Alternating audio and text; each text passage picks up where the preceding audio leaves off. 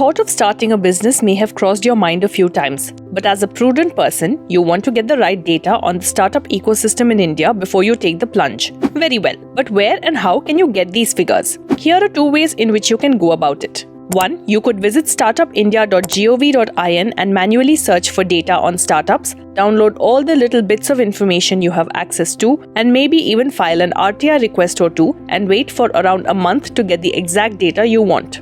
Once you have all the stats you need, you can get down to compiling the numbers from the raw data in the report, collate and clean it. This process should take you several hours that you could be putting into your business proposal instead. The second option is that you could visit dataful.in, log in or create an account, search startup, click on the relevant dataset, check the dataset preview to see if it has the information you need. Here, you can see the frequency in which this data is updated, when the data was last updated, and other relevant details. Finally, download the dataset in your preferred format. So, what will it be? Hours of downloading reports, weeks of waiting for RTI responses, collating and cleaning raw data, or downloading clean, ready-to-use datasets from Dataful?